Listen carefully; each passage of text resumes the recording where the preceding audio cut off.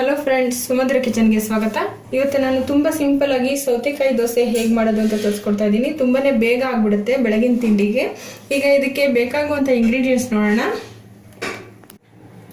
ಮೊದಲಿಗೆ 2 ಕಪ್ನಷ್ಟು ದೋಸೆ ಅಕ್ಕಿ ತಗೊಳ್ಬೇಕು. ಅದನ್ನ ಚೆನ್ನಾಗಿ 2 ರಿಂದ 3 ಸರಿ ತೊಳ್ಕೊಳ್ಬೇಕು. ನಂತರ 2 ರಿಂದ 3 ಅವರ್ವರೆಗೂ ನೆನೆಸ್ಕೊಳ್ಬಹುದು. ಅಥವಾ ನೀವು ಬೆಳಗ್ಗೆ ಟಿಫನ್ ಮಾಡ್ತೀನಿ ಅಂತಂದ್ರೆ ಓವರ್ ನೈಟ್ ಸಹ ನೆನೆಸಿಡಬಹುದು. ಒಂದು ಸೌತೆಕಾಯಿನ ತೊಳೆದು ಹೊಟ್ಟೆಲ್ಲ ತೆಗೆದು ಇದನ್ನ ತುರಿದಿಟ್ಕೊಳ್ಬೇಕು. ತುಂಬಾ ಎಳೆ ಸೌತೆಕಾಯಿ ಆದ್ರೆ ಹೊಟ್ಟು ಸಮೇತ ಸಹ ತುರಿದ್ಕೊಳ್ಬಹುದು. ಹಾಗೆ 1 ಕಪ್ನಷ್ಟು ಸೋರೆಕಾಯಿ ಕುಡುಮು. ನೋಡಿ, ಈ ರೀತಿ ಈ ಸೋರೆಕಾಯಿ ಇರುತ್ತಲ್ವಾ, ಈ ಸೋರೆಕಾಯಿನ ಈ ಮಧ್ಯದಲ್ಲಿರುವಂತ ಕುಡುಮನ್ನ ನಾವು ಈ ರೀತಿ ಕಟ್ ಮಾಡಿಕೊಂಡು ಯೂಸ್ ಮಾಡಬೇಕು. ಇದನ್ನು ಯೂಸ್ ಮಾಡೋದ್ರಿಂದ ದೋಸೆ ತುಂಬಾ ಮೃದುವಾಗಿ ಬರುತ್ತೆ. ಕ್ಯಾರೆಟ್ ತುರಿ 1 ಕಪ್ನಷ್ಟು, ಕೊತ್ತಂಬರಿ ಸೊಪ್ಪು ಸ್ವಲ್ಪ, ಖಾರಕ್ಕೆ ತಕ್ಕಂತೆ 2 ಹಸಿ ಮೆಣಸಿನಕಾಯಿ, ಹಾಗೆ 1/4 ಇಂಚಿನಷ್ಟು ಶುಂಠಿ, ಹಾಗೆ 1/4 ಟೇಬಲ್ ಸ್ಪೂನ್ನಷ್ಟು ಜೀರಿಗೆ, ದೋಸೆ ಮಾಡೋದಕ್ಕೆ ಬೇಕಾಗುವಷ್ಟು ಎಣ್ಣೆ, ಹಾಗೆ ರುಚಿಗೆ ತಕ್ಕಷ್ಟು ಕಲ್ಲುಪ್ಪು. ಈಗ ಮಾಡೋ ವಿಧಾನ ಹೇಗೆ ಅಂತ ನೋಡೋಣ. ಮೊದಲಿಗೆ ಒಂದು ಜಾರ್ ತಗೊಂಡು ಇದಕ್ಕೆ ಹಸಿರು ಮೆಣಸಿನಕಾಯಿ ಹಾಗೆ ಶುಂಠಿ ಜೀರಿಗೆ ಹಾಕೊಳ್ಳೋಣ. ಹಾಗೆ ಕೊತ್ತಂಬರಿ ಸೊಪ್ಪು ಸ್ವಲ್ಪ,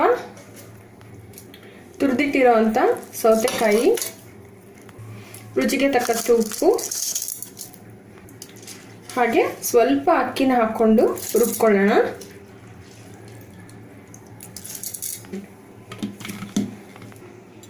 ನೋಡಿ, ಈಗ ನುಣ್ಣಗೆ ರುಬ್ಕೊಂಡಿದ್ದಾಗಿದೆ. ಆದರೆ ತುಂಬಾ ನುಣ್ಣಗಾಗಿಲ್ಲ, ತರ್ತರಿಯಾಗಿದೆ ಸ್ವಲ್ಪ. ಈಗ ಇದಕ್ಕೆ ನಾವು ಸೋರೆಕಾಯಿನಿಂದ ತೆಗೆದಂತ ಕುಡುಮು ಹಾಕೊಳ್ಳೋಣ. ಇದನ್ನು ಹಾಕಿ ನುಣ್ಣಗೆ ರುಬ್ಕೊಳ್ಬೇಕಾಗತ್ತೆ. ಈಗ ನುಣ್ಣಗೆ ರುಬ್ಕೊಂಡಿದ್ದಾಗಿದೆ. ಇದನ್ನ ಒಂದು ಪಾತ್ರೆಗೆ ಬಗ್ಗಿಸ್ಕೊಳ್ಳೋಣ. ಹಾಗೆ ಉಳಿದಿರೋ ಅಕ್ಕಿಯನ್ನು ಸಹ ಹಾಕಿ ನುಣ್ಣಗೆ ರುಬ್ಕೊಳ್ಳೋಣ.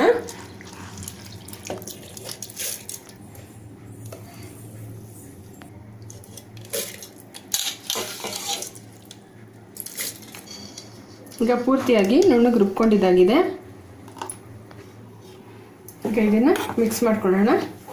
ದೋಸೆ ಕನ್ಸಿಸ್ಟೆನ್ಸಿಗೆ ನೋಡಿಕೊಂಡು ನೀರು ಹಾಕ್ಕೊಳ್ಬೇಕಾಗತ್ತೆ. ನೋಡಿ, ನಾನು ಜಾರಿಗೆ ಸ್ವಲ್ಪ ನೀರು ಹಾಕಿ ಬಗ್ಸಿದ್ದೆ. ಇನ್ನೊಂದು ಸ್ವಲ್ಪ ನೀರು ಹಾಕ್ಕೊಳ್ಬೇಕಾಗತ್ತೆ.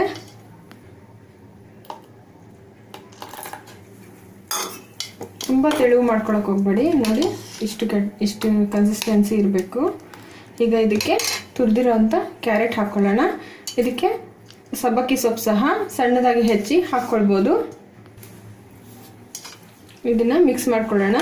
ನೀವು ಕ್ಯಾರೆಟು ಹಾಗೆ ಸೋರೆಕಾಯಿನ ಕುಡುಮು ಹಾಕ್ಕೊಳ್ಳಲ್ಲ ಅಂತಂದರೆ ನೀವು ಇದಕ್ಕೆ ಸೌತೆಕಾಯಿನೇ ಇನ್ನೊಂದು ಎಕ್ಸ್ಟ್ರಾ ಹಾಕ್ಕೊಳ್ಬೋದು.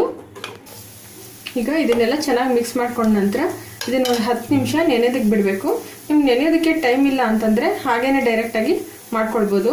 ನೋಡಿ, ಇದು ಕನ್ಸಿಸ್ಟೆನ್ಸಿ ಈ ಥರ ಇದಕ್ಕಿನ್ನೂ ತುಂಬ ತೆಳುವಾದರೆ ಅಕಸ್ಮಾತ್ ಸ್ವಲ್ಪ ರವೆ ಹಾಕ್ಕೊಂಡು ಮಿಕ್ಸ್ ಮಾಡ್ಕೊಳ್ಬೋದು. ಇನ್ನೂ ಸ್ವಲ್ಪ ಮಂದವಾಗಿ ಬರಬೇಕು ಅಂತಂದ್ರೂ ಸಹ, ಇಷ್ಟು ತೆಳುವಾಗಿ ಬೇಡ ಅಂತಂದರೆ ಸ್ವಲ್ಪ ರವೆ ಹಾಕಿ ಮಿಕ್ಸ್ ಮಾಡಿದ್ರೆ ಸ್ವಲ್ಪ ಮಂದನಾಗಿ ಬರುತ್ತೆ ದೋಸೆ. ಈಗ ದೋಸೆ ಹಾಕ್ಕೊಳ್ಳೋಕ್ಕೆ ಹೆಂಚು ಬಿಸಿಗೆ ಇಟ್ಕೊಂಡಿದ್ದೀನಿ. ಇದಕ್ಕೆ ಒಂದು ಸ್ವಲ್ಪ ಎಣ್ಣೆ ಹಾಕ್ಕೊಂಡು ಈರುಳ್ಳಿಯಿಂದ ಇಟ್ಕೊಳ್ಳೋಣ. ಈ ರೀತಿ ಮಾಡೋದ್ರಿಂದ ದೋಸೆ ಹೆಂಚಿಗೆ ಕಚ್ಕೊಳ್ಳೋದಿಲ್ಲ. ಈಗ 10 ನಿಮಿಷ ಆಗಿದೆ. ದೋಸೆ ಹಾಕ್ಕೊಳ್ಳೋಣ. ನಾವು ದೋಸೆ ಹಾಕ್ಕೊಳ್ಬೇಕಾದ್ರೆ ಮೀಡಿಯಂ ಫ್ಲೇಮ್ ಇಟ್ಟಿರಬೇಕು. ಇದನ್ನು ತೆಳುವಾಗಾದರೂ ಹಾಕ್ಕೋಬೋದು ಅಥವಾ ಮಂದವಾಗಾದರೂ ಹಾಕ್ಕೋಬೋದು. ನಾನು ದೋಸೆ ಹಾಕಬೇಕಾದ್ರೆ ಮೀಡಿಯಂ ಫ್ಲೇಮ್ ಇಟ್ಟಿದ್ದೆ. ಈಗ ಹೈ ಫ್ಲೇಮ್ ಇಟ್ಕೊಳ್ತಾ ಇದ್ದೀನಿ. ಈಗ ಸ್ವಲ್ಪ ಎಣ್ಣೆ ಹಾಕ್ಕೊಳ್ಳೋಣ. ಎಣ್ಣೆ ಬದಲಾಗಿ ತುಪ್ಪ ಅಥವಾ ಬೆಣ್ಣೆ ಸಹ ಬಳಸ್ಬೋದು. ಈಗ ತಿರುವಿ ಹಾಕ್ಕೊಳ್ಳೋಣ. ನೋಡಿ, ಇಷ್ಟು ಮಂದ ಬೇಡ ಅಂತಂದರೆ ತೆಳುವಾಗಿ ಸಹ ಹಾಕ್ಕೊಳ್ಬೋದು. ನಾನು ನೆಕ್ಸ್ಟ್ ದೋಸೆ ತೆಳುವಾಗಿ ಹೇಗೆ ಅಂತ ತೋರಿಸ್ತೀನಿ. ನಾವು ಕೆಳಭಾಗದಲ್ಲೂ ಸ್ವಲ್ಪ ರೋಸ್ಟ್ ಮಾಡ್ಕೊಳ್ಳೋಣ. ಅದು ದೋಸೆ ರೆಡಿಯಾಗಿದೆ. ನಾವು ನೆಕ್ಸ್ಟ್ ದೋಸೆ ಹಾಕಬೇಕಾದ್ರೆ ಈ ಹೆಂಚಿನ ಮೇಲಿರೋ ಎಣ್ಣೆ ಎಲ್ಲ ನೀಟಾಗಿ ಒರೆಸಿ ಹಾಕ್ಕೊಳ್ಬೇಕು. ಆವಾಗ ಕೆಳಗಡೆ ಕ್ರಿಸ್ಪಿಯಾಗಿ ಬರುತ್ತೆ ದೋಸೆ. ನೋಡಿ, ಈಗ ತೆಳುವಾಗಿ ಹಾಕ್ಕೊಳ್ತೀನಿ.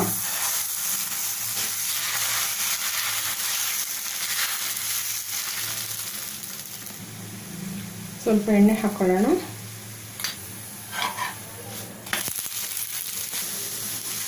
ಒಂದು ನಿಮಿಷ ಈ ಸೈಡು ಫ್ರೈ ಮಾಡಿಕೊಂಡ್ರೆ ಸಾಕು. ಇದು ಈಗ ಚೆನ್ನಾಗಿ ಬೆಂದಿದೆ. ಇಷ್ಟು ಬೆಂದರೆ ಸಾಕು.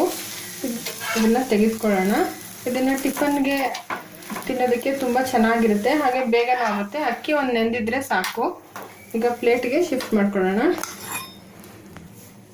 ಈಗ ಬಿಸಿಯಾದಂಥ ರುಚಿಕರವಾದ ಸೌತೆಕಾಯಿ ದೋಸೆ ರೆಡಿಯಾಗಿದೆ ನೋಡಿ. ಹೊರಗಡೆ ಕ್ರಿಸ್ಪಿಯಾಗಿ ಬಂದಿರುತ್ತೆ, ಇಲ್ಲೆಲ್ಲ ಒಳಗಡೆ ತುಂಬ ಸಾಫ್ಟಾಗಿರುತ್ತೆ, ತುಂಬಾ ಚೆನ್ನಾಗಿರುತ್ತೆ.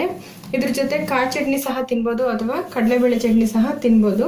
ನಾನು ಡಿಸ್ಕ್ರಿಪ್ಷನ್ ಬಾಕ್ಸಲ್ಲಿ ಲಿಂಕಲ್ಲಿ ಹಾಕಿರ್ತೀನಿ ಚಟ್ನಿ ಎಲ್ಲ ಹೇಗೆ ಮಾಡೋದು ಅಂತ, ನೀವು ಅಲ್ಲಿ ನೋಡ್ಬೋದು. ಇದೇ ರೀತಿ ನೀವು ಖಂಡಿತವಾಗ್ಲೂ ಈ ರೆಸಿಪಿನ ಟ್ರೈ ಮಾಡಿ ನೋಡಿ, ಹೇಗಿತ್ತು ಅಂತ ಕಮೆಂಟ್ ಮಾಡಿ. ನಿಮಗೆ ಈ ರೆಸಿಪಿ ಇಷ್ಟ ಆದರೆ ಲೈಕ್ ಮಾಡಿ, ಶೇರ್ ಮಾಡಿ, ಹಾಗೆ ನಮ್ಮ ಚಾನಲ್ಗೆ ಸಬ್ಸ್ಕ್ರೈಬ್ ಆಗೋದನ್ನು ಮರಿಬೇಡಿ. Thank you.